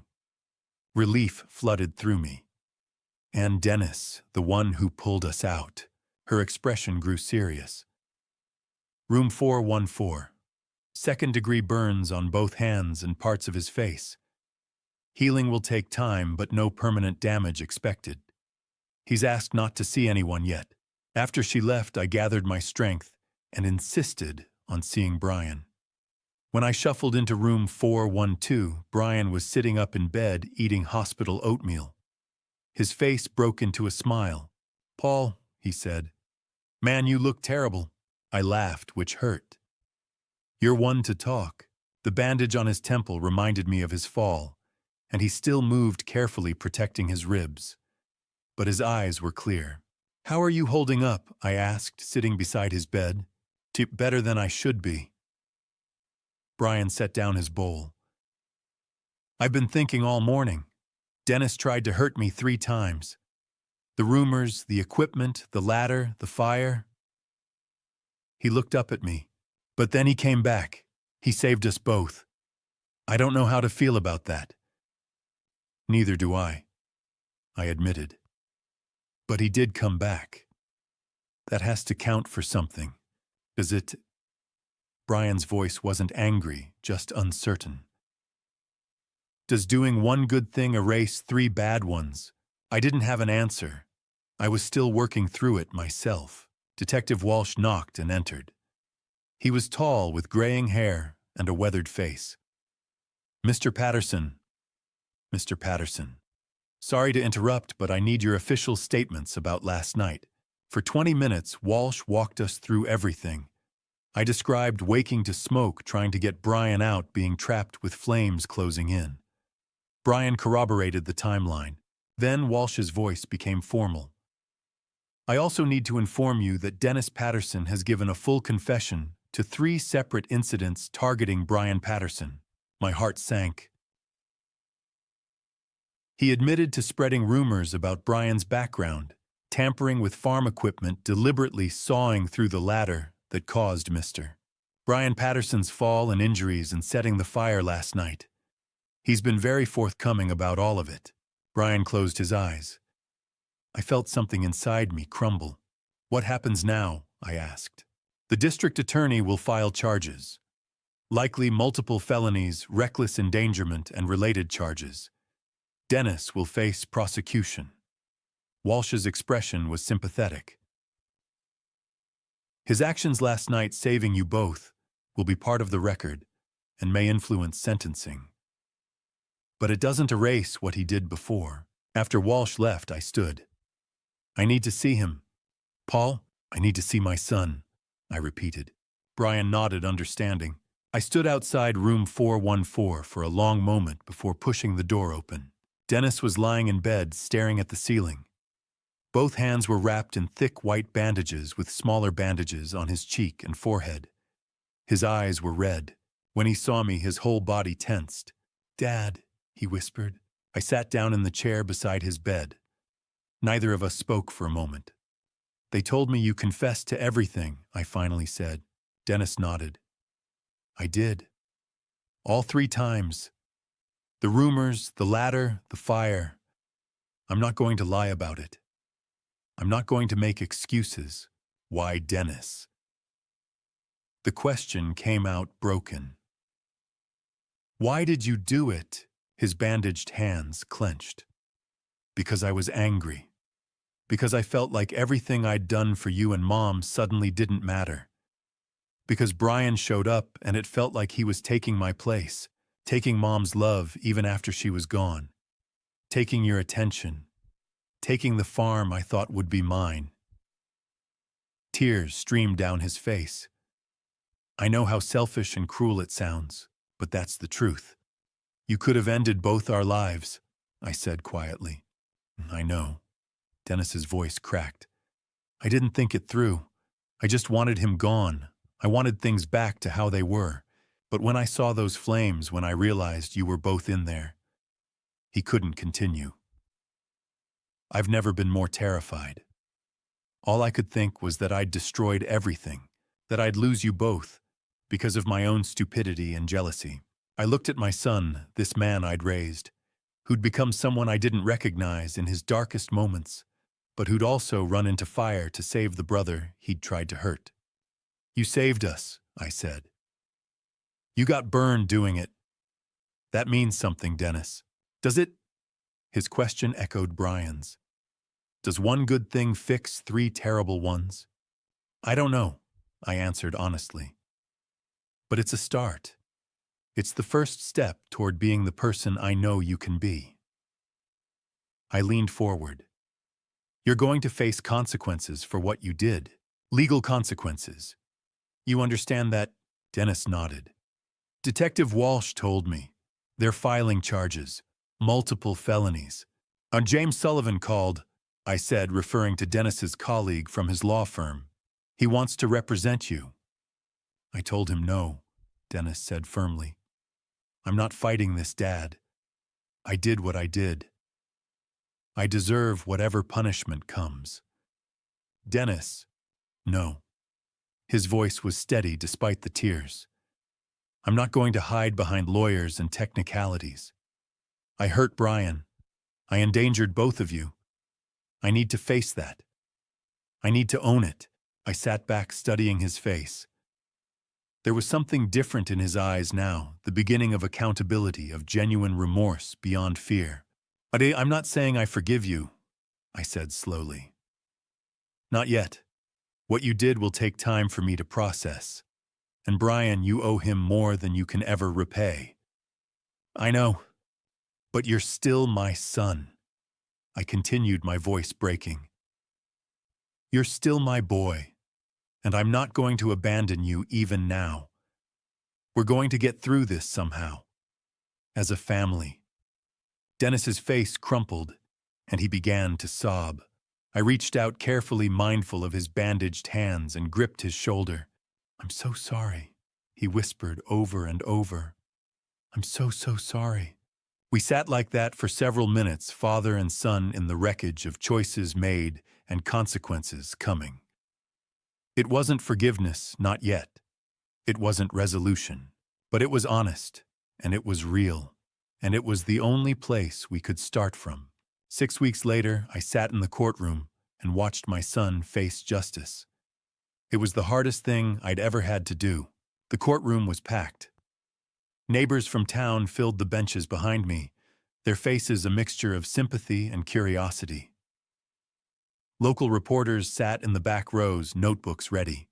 The whole county knew about the fire, about Dennis, about everything that had happened on our farm. Now they'd come to see how it would end. I sat in the front row beside Brian. His ribs had healed, and the bandage was finally gone from his temple. He looked stronger now, more settled. He squeezed my shoulder as we waited for the proceedings to begin. Judge Cooper entered, a stern woman in her 60s with steel-gray hair and sharp eyes that had seen too many broken families. "All rise," the bailiff called, and we stood. Be seated," Judge Cooper said, settling into her chair. "We're here today for the sentencing of Dennis Patterson. Counsel, are we ready to proceed?" Prosecutor Thompson stood, a tall man with a commanding presence. He'd been fair throughout this process, which I appreciated. "Yes, Your Honor. The defendant has entered guilty pleas to charges of assault and arson. The prosecution is prepared to present our sentencing recommendation." I looked at Dennis. He sat at the defendant's table in a dark suit, his posture rigid. His hands, still wrapped in lighter bandages, now rested on the table. James Sullivan sat beside him, impeccable in his attorney's attire, but I knew Dennis had refused to let him argue for reduced charges. My son wanted to face the full weight of what he'd done. Thompson began presenting the case. "Your Honor, the defendant engaged in a systematic campaign against his half-brother Brian Patterson. He spread malicious rumors, tampered with farm equipment, deliberately caused Mr. Brian Patterson's fall that resulted in 3 broken ribs and a concussion, and ultimately set fire to a barn while both his father and brother were inside, fully aware they were trapped." Each word felt like a punch to my chest. Hearing it laid out so clinically, so formally, made it real in a way it hadn't been before. However, Thompson continued, the defendant then risked his own life to rescue both victims, sustaining second-degree burns in the process. He has also cooperated fully with law enforcement, making no attempt to minimize his actions or shift blame. Judge Cooper made notes, her expression unreadable. I've read the pre-sentencing report. Mr. Patterson, I'm going to hear from the victims before I make my decision. Paul Patterson, please come forward. My legs felt weak as I walked to the witness stand. The bailiff held out a Bible. Do you swear to tell the truth, the whole truth, and nothing but the truth? I do, I said, my voice already shaking. Thompson approached. Mr. Patterson, can you tell the court what happened over the past months? I took a breath and began. I told them about finding out about Brian, about bringing him to the farm, about the rumors that started spreading, though I hadn't known Dennis was behind them, about the equipment problems, about finding Brian at the bottom of that ladder, broken and bleeding. My voice broke when I described the fire. I woke up to smoke. I couldn't see, couldn't breathe. Brian was trapped with me. We were going to... I couldn't finish that sentence. And then Dennis was there. He pulled us out. He saved us. Thompson's next question cut to the heart of everything. Mr. Patterson, do you believe your son Dennis committed these acts? I looked at Dennis. He met my eyes and I saw the shame and remorse there. Yes, I said quietly. Yes, my son Dennis did all of these things, but he also saved you. Yes. My voice grew stronger. He risked his life to save both of us. My son made terrible choices out of jealousy and fear, but when it mattered most, he chose to be the man I raised him to be. When I stepped down, Brian was called. He walked to the stand with steady confidence. Mr. Brian Patterson, Thompson said, you're the victim of 3 separate incidents. What would you like to say to the court? Brian looked at Dennis for a long moment. Dennis hurt me. He endangered my life and my father's life. I won't pretend that didn't happen or that it doesn't matter. He paused. But he also saved my life. He saved our father's life. He had every reason to run to save himself, but he came back for us. That took courage. Brian's voice softened. I'm asking the court to show mercy. Dennis needs to face consequences, but he also deserves a chance to make things right. Judge Cooper studied Brian with what might have been respect. You're remarkably forgiving, Mr. Patterson. I'm trying to be, Brian said simply. Finally, Dennis stood to address the court. James Sullivan touched his arm, perhaps offering a last chance to let him speak instead, but Dennis shook his head. Your Honor. Dennis began, his voice steady despite the emotion in his eyes. I'm guilty.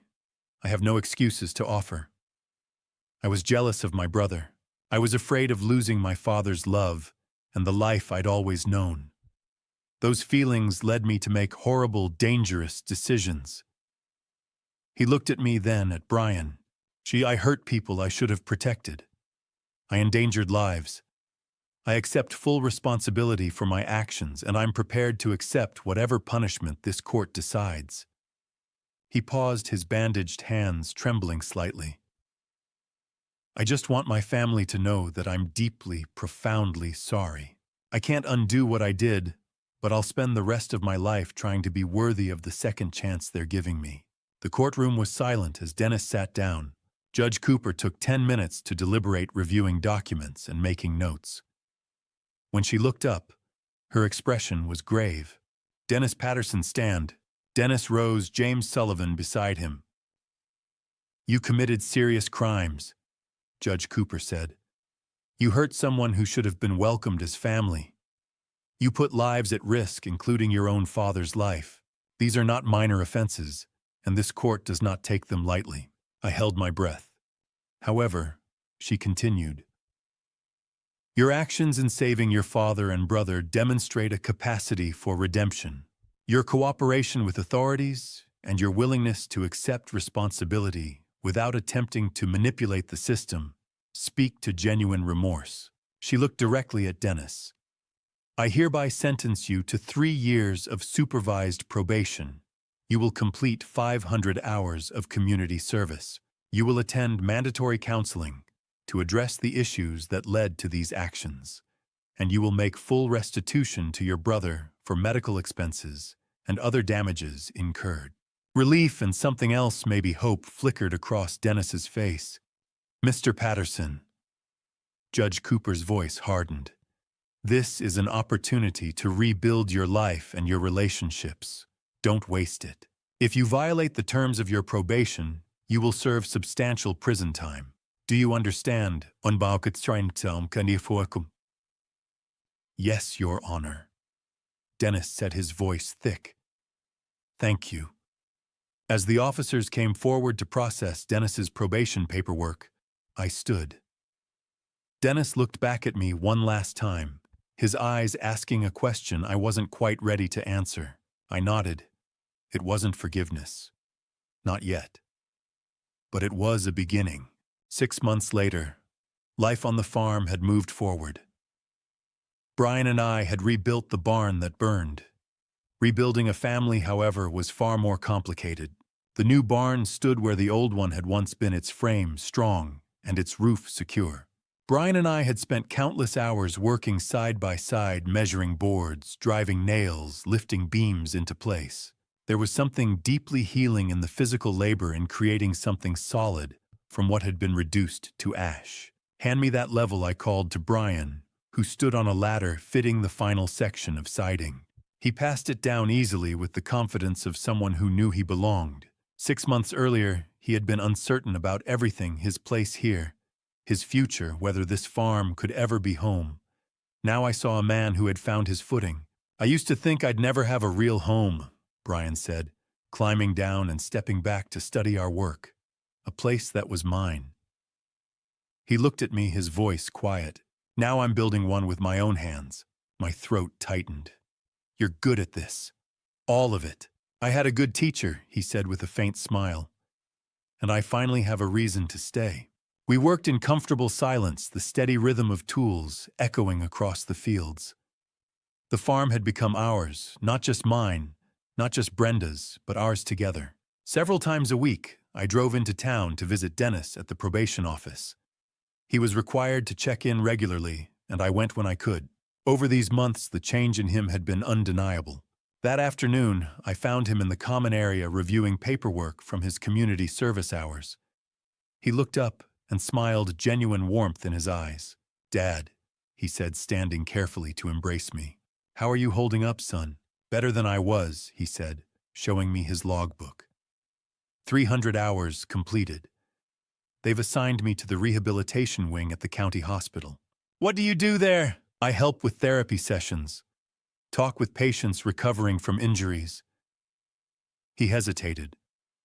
A lot of them made bad choices. I understand that now. I saw humility where arrogance once lived. You've changed. I'm trying to, he said. Counseling helps. Dr. Martinez helped me see why I acted the way I did, the fear, the jealousy, the panic. Understanding it doesn't excuse it, but it helps me make sure I don't repeat it. We spoke about the farm, the rebuilt barn, ordinary things. Then Dennis grew serious. I've been thinking, he said. When my probation officer says I'm ready, do you think Brian would see me so I can apologize? Not as defendants, as brothers. I answered honestly. That's not my decision. I know, he said. But would you ask him? That evening, as Brian and I cleaned up our tools, I brought it up. Dennis wants to visit, to apologize. Brian was quiet, coiling rope carefully. What do you think? I think he's sincere. But what matters is what you're ready for. Brian looked out across the fields, then nodded. I think I'm ready. Tell him yes. 2 weeks later, Dennis's probation officer approved a supervised visit. I stood on the porch as the county vehicle arrived. Dennis stepped out, his officer remaining by the car. Dennis walked slowly toward the house, his gaze fixed on the new barn.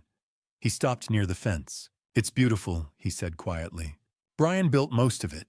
Dennis nodded. I should have been here. Helping. You weren't ready then, I said. Maybe you are now. I called toward the barn. Brian, you have a visitor.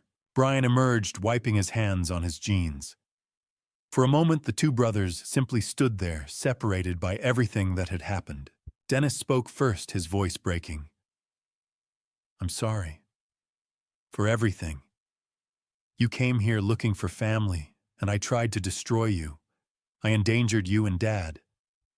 I'll regret that forever. Brian studied him. I know you mean it. I don't expect forgiveness, Dennis continued. I just want you to know I'm trying to be better. Brian nodded slowly. Family isn't about perfection. It's about effort. You hurt me and that doesn't disappear. But you're doing the work. He extended his hand. Dennis took it, trembling. Welcome home, brother, Brian said. Dennis broke down, and Brian pulled him into a brief embrace. Nothing was fully healed. Trust would take time. But it was a beginning. I watched my sons take their first real step toward being a family. The new barn stood behind us, strong and whole. Maybe we could rebuild this too. It was only a beginning, but it was enough. 2 years later, on Thanksgiving Day, I sat at my dinner table and looked at both of my sons. Both of them.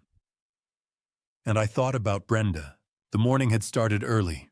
Brian and I worked side by side in the kitchen preparing the Thanksgiving feast. He'd become a skilled cook over these years I'd taught him using the recipes Brenda had once taught me. Now, as he basted the turkey with practiced hands, I saw echoes of her in the care he took with each detail. Emily's going to love this, Brian said, checking the oven temperature. She's never had a real farm Thanksgiving before. Emily Clark, Brian's girlfriend of 8 months. A kind woman who worked at the county library, she'd brought a gentle steadiness into my son's life. I was glad he'd found someone. She's family now, I said simply. Anyone you love is family to us. The doorbell rang just after noon. When I opened it, Dennis stood on the porch holding a carefully wrapped package. He looked healthy. The years had been good to him. His probation had ended 4 months ago, and he'd slowly rebuilt his law practice while staying active in community service. Happy Thanksgiving, Dad, he said. I pulled him into a tight embrace. Welcome home, son. Inside, Dennis greeted Brian with a hug that held no hesitation, no lingering tension. They'd worked hard to reach this place, and it showed in the easy way they stood together now. I brought something, Dennis said, unwrapping the package. Inside was a beautiful wooden frame he'd crafted himself holding a photo of Brenda, the same one that had been in the garden shed. I thought she should have a place at the table today. My throat tightened. That's perfect. Thank you. Emily arrived shortly after, her arms full of homemade pies. I introduced her to Dennis and watched as my sons made her feel welcome. This was what family looked like, not perfect, but real. Growing. We gathered around the table, me at the head, Brian and Emily on one side, Dennis on the other. Brenda's photo sat in the center, surrounded by dishes we'd prepared together. The turkey, the mashed potatoes, the green bean casserole, the cranberry sauce, all of it made with love. Before we ate, I bowed my head. The others followed. Lord, I began, my voice thick with emotion. I'm grateful for this family, for second chances, for forgiveness, and for Brenda, who brought Brian into our lives, even if we didn't know it until later. I paused, looking at my sons. Theo, thank you for teaching us that family isn't just about blood. It's about choice, about showing up, about loving each other through the hard times. Amen. Amen, they echoed. The meal was filled with laughter. Brian told stories about farm mishaps I'd forgotten. Dennis shared anecdotes from his community service work. Emily fit right in, her warm smile lighting up the room. For hours, we simply enjoyed being together. No shadows, no secrets, just a family sharing a meal. After dinner, as Emily helped clear the dishes, I caught Brian's eye and nodded toward the door. He understood. Dennis followed us out into the cool November evening.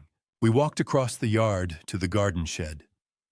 Its white paint gleamed in the fading light at the door standing unlocked. Something that had changed after we'd found healing. I pushed it open and we stepped inside. Brenda's workspace looked much as it had 2 years ago, but now there was peace here instead of pain. More photos lined the walls, pictures I'd added of Brian, of Dennis, of all of us together. I stood before the original photo of Brenda, the one that had watched over her secret for so long. Brenda, I said softly, my sons flanking me. You left a secret in this shed, a secret that nearly destroyed us. I felt Brian shift beside me, Dennis's breath catch, but it also gave me something priceless, 2 sons who learned to love each other. A family that learned forgiveness. My voice broke. Thank you for Brian. Thank you for believing we could become a family even after you were gone. Brian placed his hand on Dennis's shoulder. Dennis leaned into his brother's support, and I saw tears on both their faces. Oh, we're not perfect. I continued speaking to all of them now. We're scarred inside and out. We've made mistakes. We've hurt each other. But we're a family. A real one. And that's everything. We stood there for a long moment, 3 generations of pain and love and redemption contained in that small space. Then together we walked back toward the house where Emily waited with coffee and pie. As we crossed the yard, I looked up at the darkening sky. Stars were beginning to appear, bright pinpoints against the deep blue. Somewhere I hoped Brenda was watching. I hoped she could see what her secret had ultimately created, not division, but unity. Not destruction, but healing. I hoped she knew that Brian had found his home, that Dennis had found redemption, that I had found peace. I hoped she was proud. Behind us, the garden shed stood quiet in the twilight, its door wide open. No more locks. No more hidden truths. No more secrets dividing us. Just a family finally whole. Inside the house, laughter drifted through the windows. Brian's deep chuckle, Dennis's lighter laugh, Emily's warm voice joining in. The sounds of home. I took one last look at the stars, then turned toward the light and warmth waiting inside. We were home, all of us. And to you listening to this story, remember this: God doesn't make mistakes, even when we can't see His plan. When I discovered Brenda's secret, I felt betrayed. But now I see God's hand in everything, bringing Brian when I was drowning in loneliness, teaching Dennis about forgiveness, showing me that family is defined by love, not blood. The Lord gives us second chances. Dennis got his. Brian got the family he'd prayed for. I got 2 sons when I thought I'd lost everything. God turned Brenda's secret, something that could have destroyed us, into a blessing I never expected. If I could advise my past self that day, I opened the garden shed, I'd say, don't let anger consume you. Don't push people away out of fear. Don't handle everything alone. I wasted months being furious at Brenda instead of thanking God for bringing Brian to me. Don't be like me. Don't let pride steal the blessings right in front of you. This family story taught me that healing takes time. Every family story has scars and secrets, but those struggles make you stronger. Our family story could have ended in tragedy. Instead, it ended in grace. Some might say Dennis was unforgivable, that a dad revenge would have been justified. But real dad revenge isn't about punishing, it's about redeeming. The best dad revenge I took was refusing to give up on either son. That's what fathers do. Here's my truth. Family is messy, forgiveness is hard, but both are worth fighting for. If you're struggling with family secrets or pain you can't forgive, there's hope. It won't be easy or quick, but if an old Iowa farmer can rebuild a broken family, so can you. If this story touched your heart, leave a comment sharing your thoughts. Have you forgiven the unforgivable? How did you find your way back to family? Share your story.